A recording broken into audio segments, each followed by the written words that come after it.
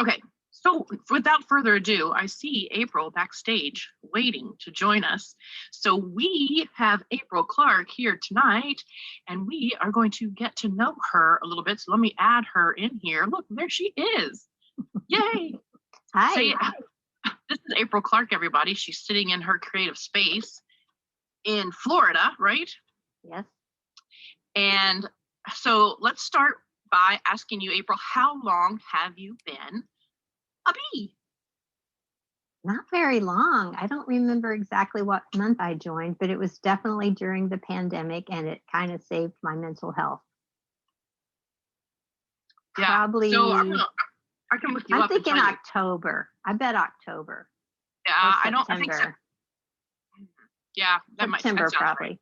Because I did Halloween and autumn projects. Yeah. Yeah. So how did you find the sisterhood? I found you because Facebook knows I like doing mixed media and art, and I got the ad for the bicycle project, and I have a whole history with bicycles that just get me right in the heart. I made 2 of them, and I wanted more. I loved your teaching style. Everything you teach is stuff I can pretty much do without having to buy anything new. So I'm hooked. Important. Yep. And the fact is that it came at a perfect storm. Like my husband and I had retired, and then we became empty nesters, and then the pandemic. It was like all my happy places closed down. And this has definitely been my happy place to fill in that creative space. And honestly, I did not think I was going to stick around. I thought I would pay for it by the month and take as many classes as I could until the pandemic was over and be done. But girl, you add classes faster than anyone can take them, and the resources are amazing. And the sisters, I would not for a second give up seeing everybody's work and the encouragement they give and the inspiration that the group creates. So I'm here. I'm stuck. Oh, I love that. I love that. And we're lucky to have you. You inspire everyone as well. So do you have a favorite project that you've done? I have a few favorites. The bicycle, as I said, and I kick myself every day. I sold those, both of them, and I regret it so bad.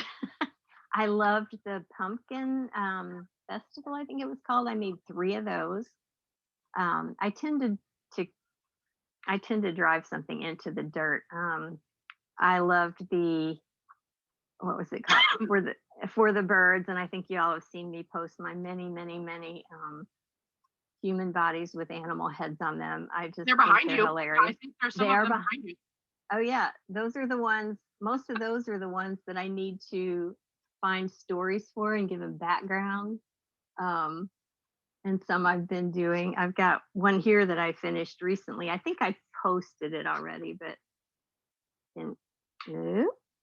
that one. You see that? The feet are hysterical. I know. My husband came in and I had several feet lined up to show him, and he looked at him, and this one just made us laugh every time I stuck the feet under her. It's like, oh, got to go with that. And so then came the saying. Can you read that?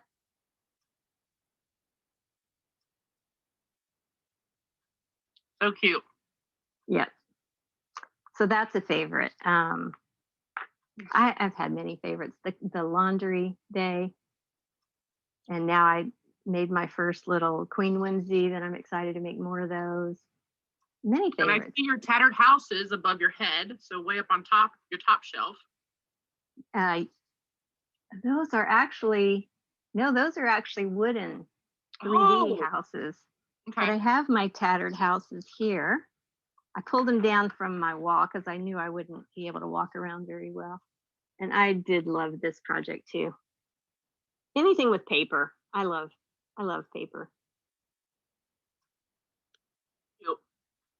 Somebody wants to know where in Florida you are. I am in Archer, Florida, which is a tiny little one red light town, about 30 minutes west of Gainesville, Florida. So that's That's where I am. It's a rural town. I live out in the boonies. Love it. Perfect. Papasa wants to say that she loves your work and you make us smile. Oh, thank you, Emma. I love back at you. That's one of the names I recognize every time. Yeah. Let's see. Anna J. Hooper says you're stuck like honey. Yes. And not sorry. That's so funny. So what else? What else can you share? Tell us a little bit about yourself. Okay. I'm so old. I feel like I've lived so many lives. I'll just talk about other stuff for a second because I'm stuck on that. My favorite thing I like to use, I'm a Friends of the Library volunteer. We have, in Gainesville, has one of the largest Friends of the Library sales twice a year that people come from other states to go to. And I'm a volunteer there all year round. It also shut down for the pandemic, but because I'm there, I can see all the, and it used to kill me, all the books that would have to go in the dumpster because they were either outdated or drawn in or tattered. So I tried to rescue so many for a while to reuse. Had to let go of that. But when I see a hardback going out, I will go to the front page of it, and there's some amazing papers. I like these better than store-bought. Look at that. Store-bought scrap paper. They're I've just never gorgeous. thought of that. They are gorgeous. So What a great tip. thank you. Yeah, and probably, you can get them cheap too. I use the covers. There's my owl. Right Brilliant. behind Dr. Seuss. Yeah.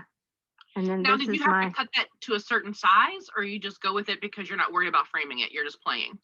yeah, exactly. I have a way of hanging things if it's on something like this where I will just poke little holes through with an awl and then tie a string and just hang it up that way. I'm not too concerned about frames. And also I live in a mobile home and you get frames are kind of heavy and this is lighter and easier. So I've gone to the thrift store and I flipped through books to look for really cool fonts, really cool images, but and I thought I was like the thrifter extraordinaire. And I do love end papers, like the book end papers, if I happen to see pretty ones, but I have failed to actually hunt for books based on the end papers. And that's so brilliant because we can pay like 40 to 50 cents for just one sheet of pretty scrapbook paper.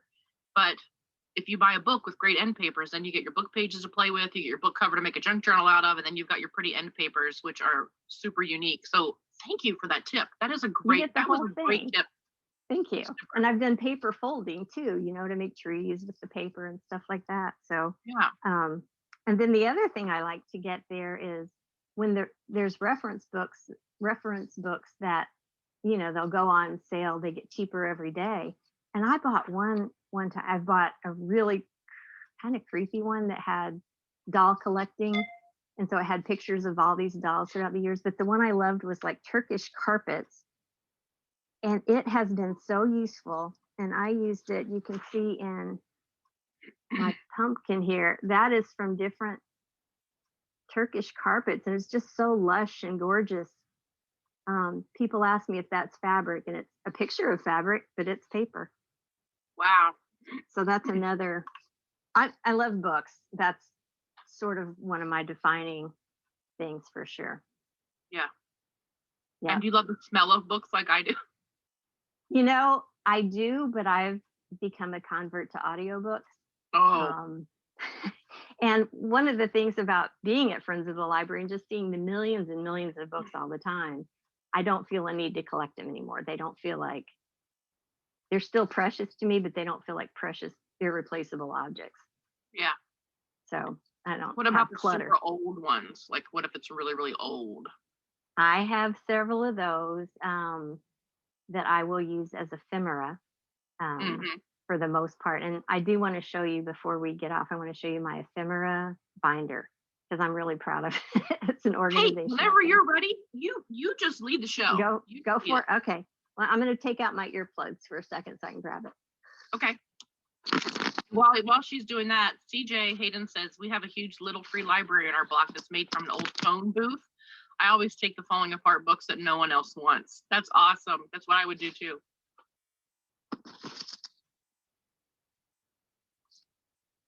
Okay.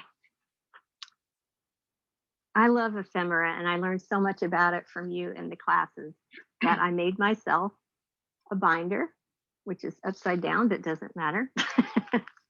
And I have it divided like into, this is hard, but into these, whatever these are called. And I have them labeled of what type of ephemera it is. Okay, like categories. Yes. So these are extras from catalogs and advertising. And then I have just kind of like black and white animals. And I have botanicals. And a lot of this is from coloring pages or from cheap botanical books that were being thrown out at Friends of the Library. The envelope. Yeah, so you're a friend of the library. I see what you're up to. You just want to grab those books. Yeah, I have ulterior motives. Yeah, postcards and handwritten things, maps, that kind of thing, music. So I just have it divided out like that. Numbers, people in architecture, old photos. That's another thing. The stuff that comes in, we have to go through every book. We have to flip through it to make sure there's nothing inside, because people use all kinds of things as bookmarks, like money, pictures, photographs of their, it's just all kinds of things. I've gotten so many trading cards, that kind of thing, and I'll use it. So it's like finding little treasures all the time. Also nasty stuff that we won't go into, but yeah, I bet. Yeah, so that's really fun.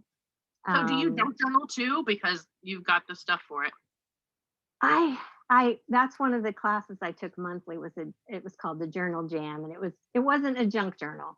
It was learning how to make art. I want to junk journal. I haven't gotten into it yet. I feel like if I go there, it's like heroin addict for me. I think I'll just be like, la. So I haven't gone there yet, but I have the stuff. Yeah, definitely. And I loved watching the little pockets you made. Yeah, lots of fun. Yeah, they are fun. They're little books of mixed media art. Yeah. Mary Riley wants to share that I use some pages out of the stress coloring books so I can doodle in my journals. That's a great idea. Like you use them as pages? It sounds like that's what she does. Yes, or just add them in. CJ says I picked up at the phone booth yesterday an old library copy of a book about birds that's chock full of great images. Love that. Yeah. And you have a thank you for showing us your ideas. This person, we don't know who it is, but it's okay. Has them in folders, but likes the idea of clear sleeves. Well, I have folders too. Somebody's encouraging you to junk journal. Journal. Okay. Another organized person. Okay. So what else can you tell us? So I also have a drawer behind me in this vertical file that has plastic envelope folders with the snaps. And it was very similar to, I don't remember what platform it was on, but you were showing how you organize some of your papers. And I have it by categories like architecture, birds, that kind of stuff. But I also started, and this will be nice for the group, maybe project envelopes for maker, like it says Maker Beehive Pumpkin Project. And anytime I come across something in my papers, I stick it in there so that when I come to do that again, I've got it there. Tiny tattered houses, anything like that. I just have Maker Beehive envelopes.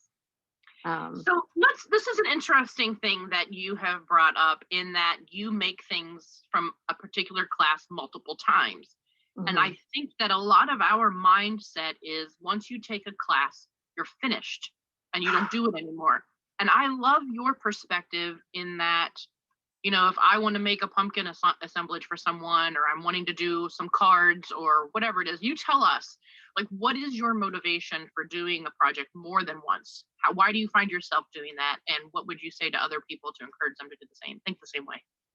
For me, I feel like the first class is I'm learning as I'm doing. I don't really feel like I'm putting that much of my own creativity into it or going rogue, you know. I like to go rogue after I know what I'm doing.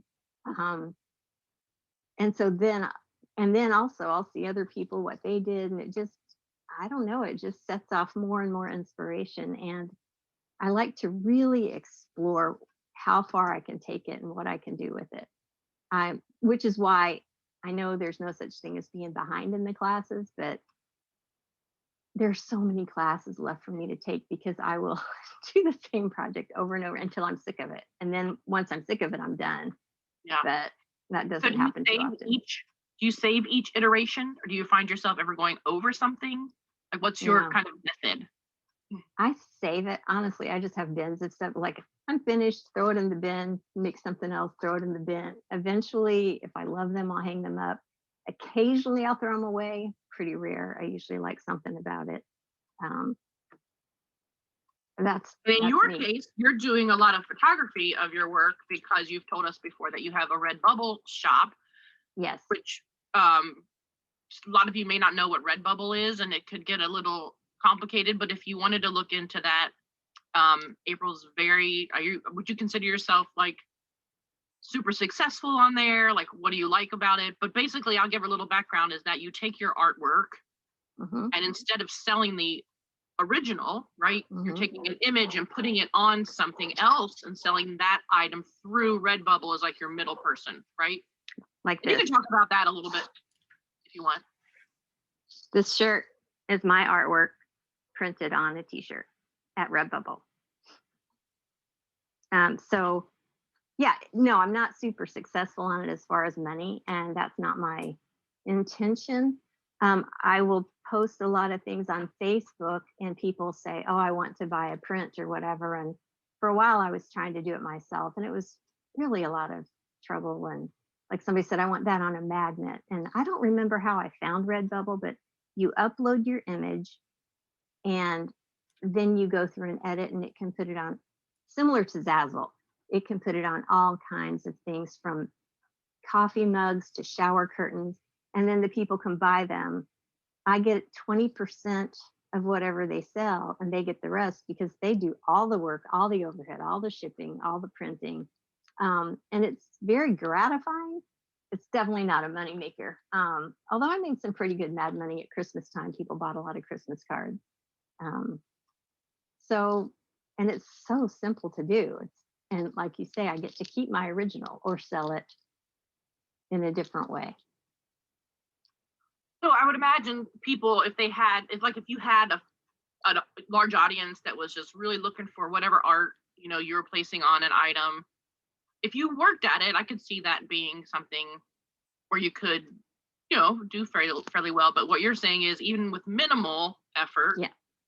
you had a nice little Christmas chunk of fun money, right? Yeah. I made like $150 at Christmas time. And Yeah.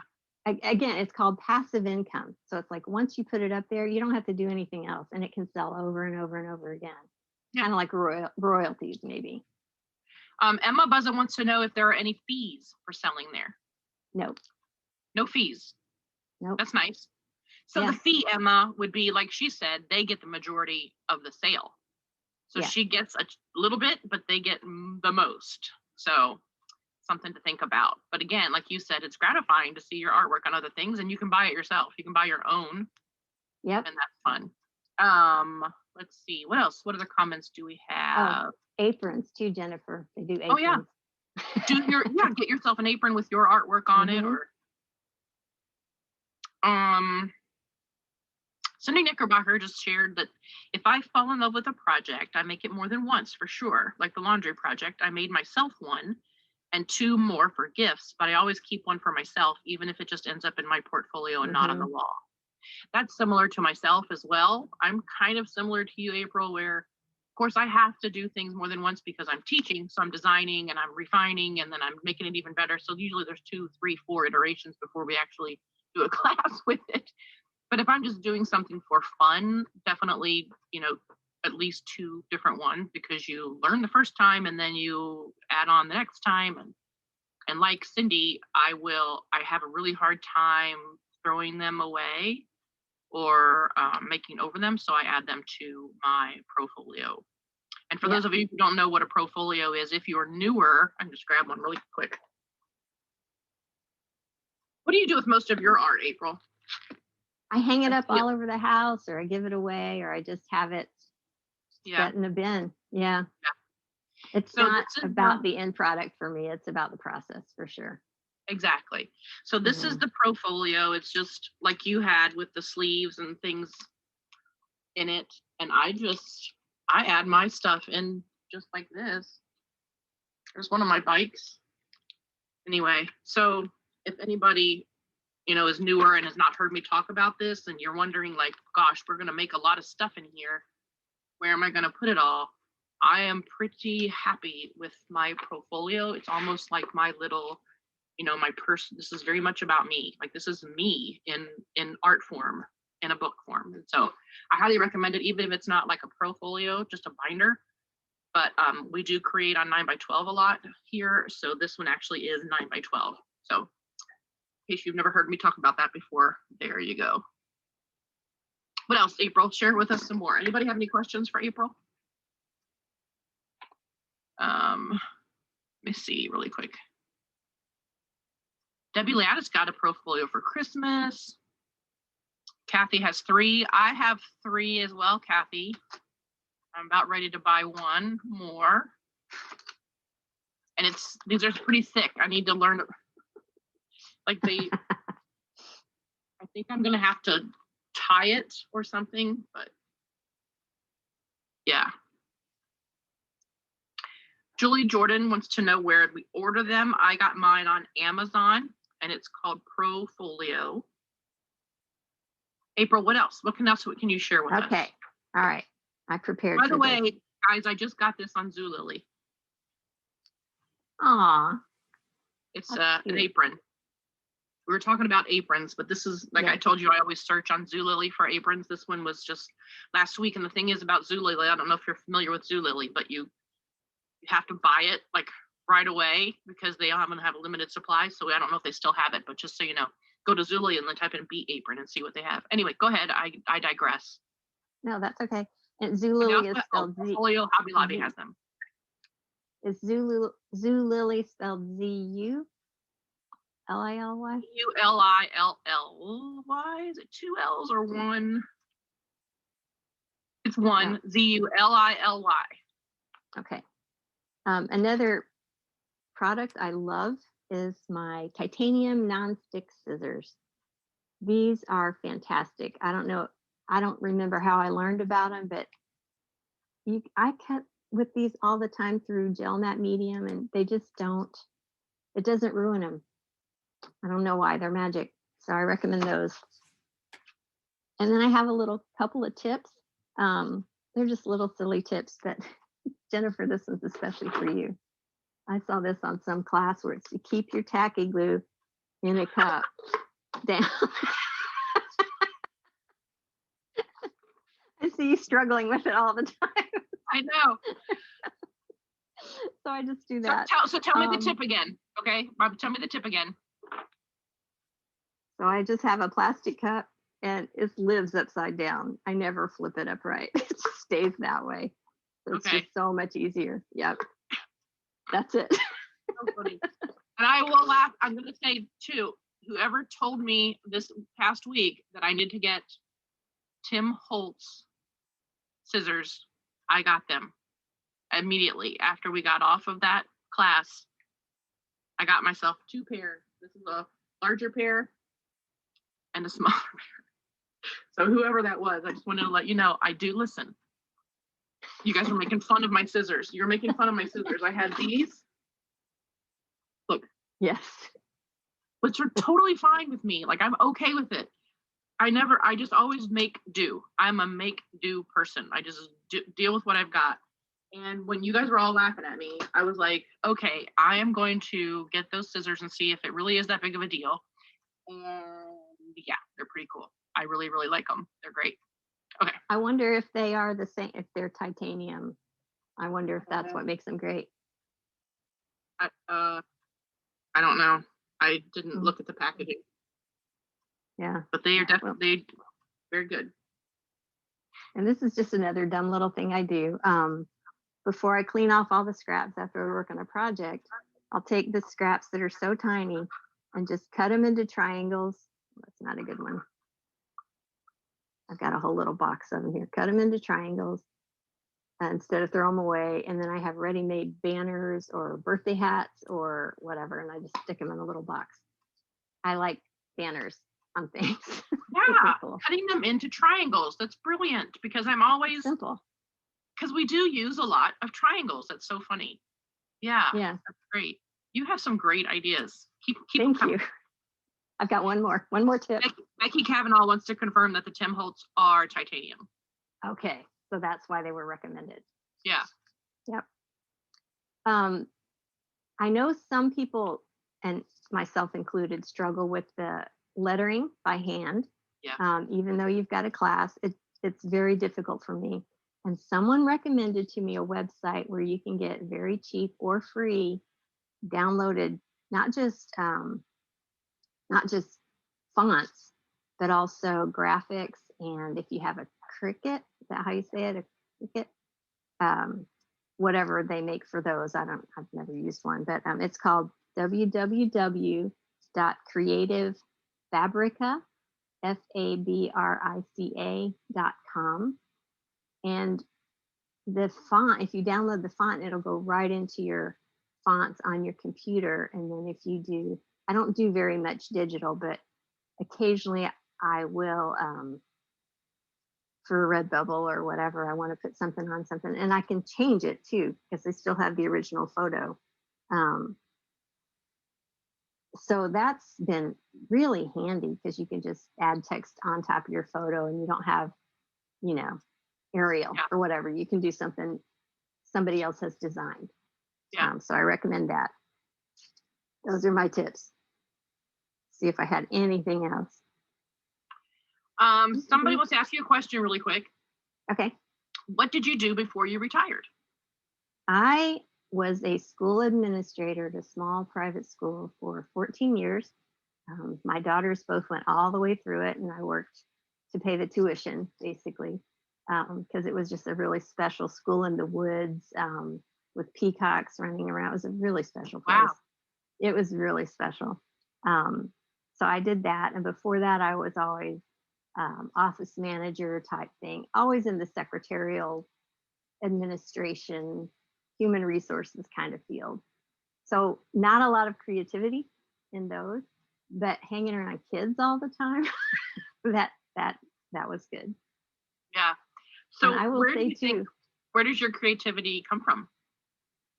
I was very intimidated for a long time. My grandmother learned oil paintings from Bob Ross when she was in her 70s, I think. My mom was really creative.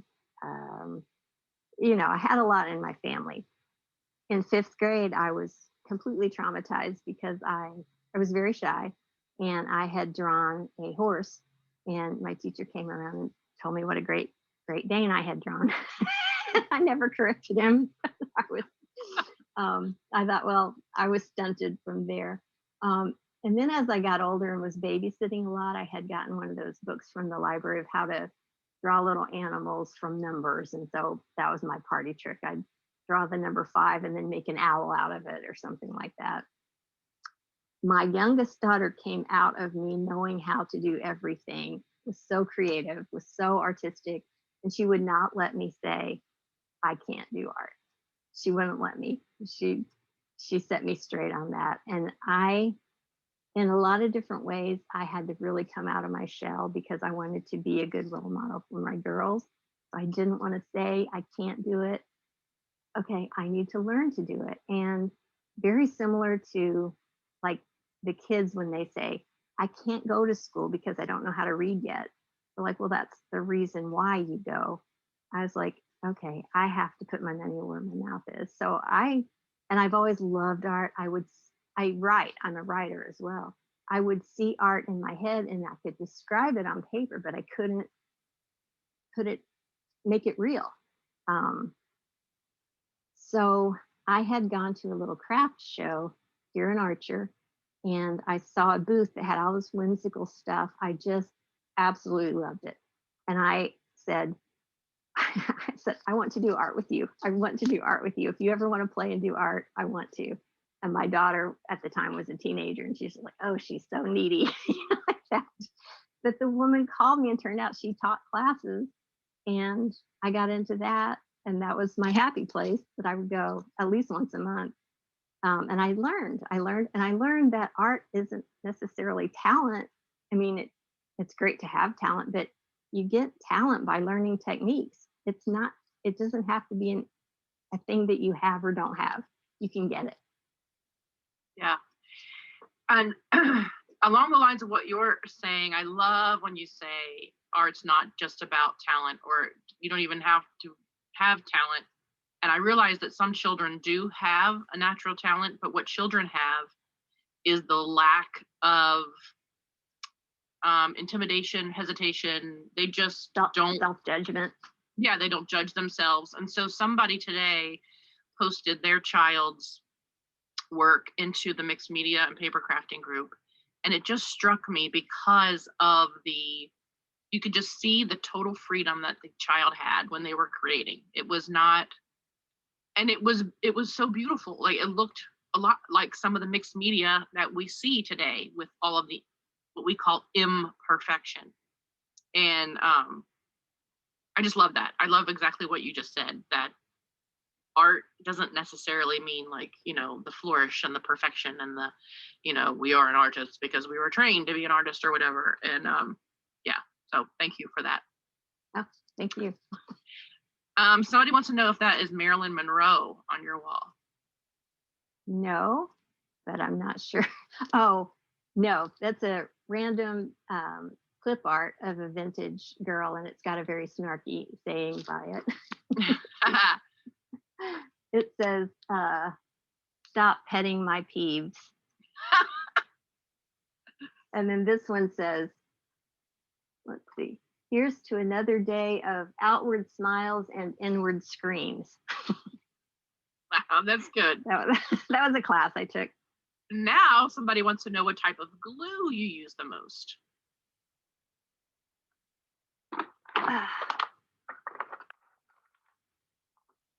Here's my glue. You can't pick just one. I can. I use, the most is probably just the Scotch glue stick. This. And then the second most is the matte gel medium. If I'm doing a brand specific with the matte gel medium, do you like a particular brand? I've only ever used Liquitex and I like it, so I'm sticking with it. No pun intended. And then I do some mosaics sometimes too with glass, and this is great for gluing things. It's Well Bond. This is great for gluing anything to anything. It really does the job. So kind of like a liquid nails. Sometimes I use liquid nails if I need something like really, really tight. Yes. And I would have used that a lot for the houses up above me. Yep. Those are my main things. I'm not good with the glue gun. I get hurt every single time I use one. So glue gun used to be that was my go-to. I glue gunned everything. And I'll still use it every now and then, but not so much anymore. Just the stringiness and the burning myself, and I run out of the glue stick, goes so fast. So yeah. Yeah, I will say Go ahead. The alternative that I have to the hot glue is the Fabri-Tac, or like a liquid nails, like you just talked about. Yeah, and I did buy Fabri-Tac based on some of your comments, and it's great for certain things. I definitely use it. I do know not to keep it open though. Yeah. But my aunt uses hot glue guns for a completely different purpose. Like, she does a lot at Halloween. She makes full size things for decorations. She'll use it to make like she'll mix green in it and make it like snot coming out of an ogre's nose or something like that. She uses it as a medium, not just as a Cool. sticky thing. Yeah, She sounds like my kind of lady. she is pretty cool. Yeah, she's cool. Cindy Knickerbocker says, did you make the shaped magnets on your lateral file behind you? Those are actually not magnets. I've got them taped on there or stuck on with a magnet. Yes, I made all of those. And those are all waiting for me to figure out what to do with them. I went nuts with the for the birds class. I love making those things. They just make me laugh. And it never gets old. You can No, there's always another character who is somewhere waiting to be discovered with paper. I have a folder that has subfolders in it of like purses, feet, glasses. And I asked my husband, I said, do you think it would be weird if I had a folder called animal heads? I do. I don't think I have it named, but I do have just an envelope of just animal heads and bird heads. Yep.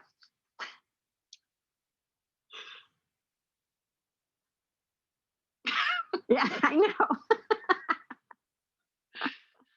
Oh, all right. Well, it's 8:00, ladies. We're probably gonna. If you have any final words for us, April, before we go. The only thing I will say is that I said this earlier, but I take screenshots all the time of art that other people have put up. And then I put it in a folder on my phone so I can go back and look. But I love putting the hashtags on things is a game changer. I appreciate everyone who remembers to put a hashtag on their work because when you want to go look at tiny tattered houses or whatever, they just all come up and it's great. Yes. Yeah. Hashtag was a brilliant idea someone else had in the group, and we ran with it. And so anybody who's not familiar with what we're talking about, whenever you're posting a project, it has a hashtag that goes along with it that's listed in the class itself, in the title of the class. And so use it, and that way somebody who's searching for inspiration can find all of the things that fall under that particular hashtag. What else? Any other tips you have for people to find their way around, to make it easier? You know, it can get really overwhelming, complicated, hard to find things. You've been here a while now. What kind of advice would you have for people in order to make it just easier and relaxing and not stressful? I find that a lot of women and myself at a certain age, we worked our butts off all our lives raising children, raising husbands, working, being super women. And I feel like we deserve this time to play. I consider it play. And I'm always amazed at what comes out of it. But I don't try to have a goal in mind. I play until I like it. And, I don't know if that's a tip. That's just my philosophy. I have fun. And if you don't have something, I love figuring out something else to use. Like I was making a broomstick one time. I needed to make a broomstick. And I ended up using like a Starbucks stir, those green things with the ball on the end. And I had a tassel and I stuck it in some wet glue and then wrapped some twine around it. I made a beautiful broom. So I don't just play. Just let your inner child come out and play. That's my biggest tip. I love it. That's what we're all about here. Yeah. Letting your inner child come out. I love that.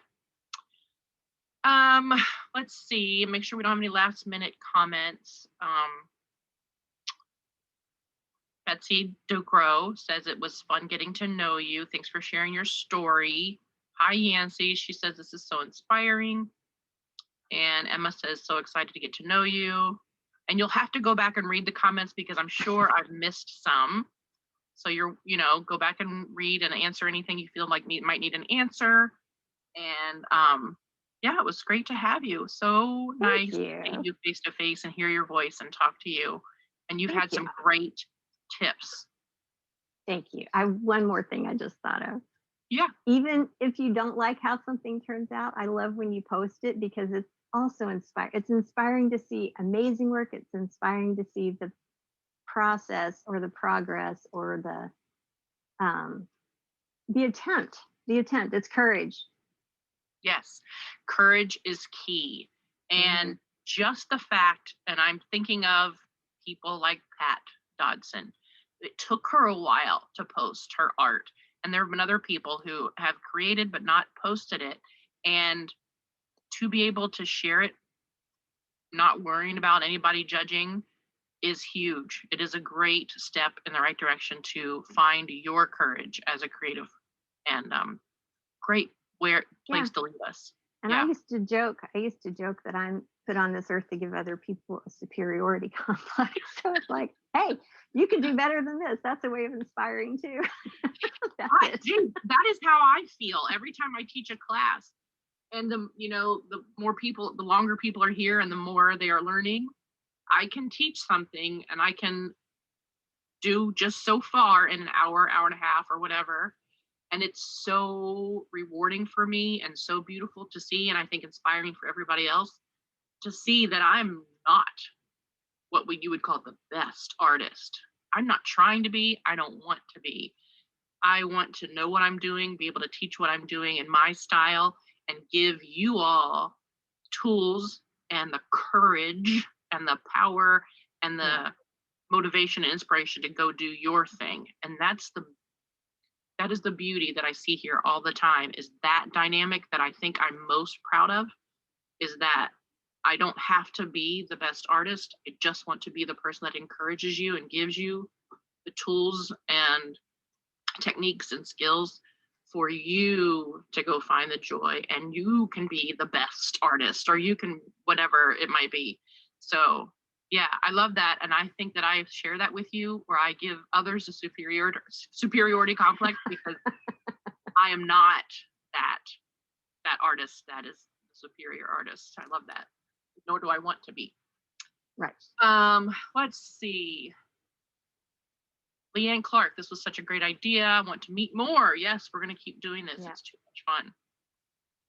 Because again, I don't have all the answers. You do. And this has been a wonderful thing for Anna last week and you this week to share your perspectives and things you're doing, because I don't know it all. So this is wonderful. This is another great reason why we are all here to help each other. Okay. All right.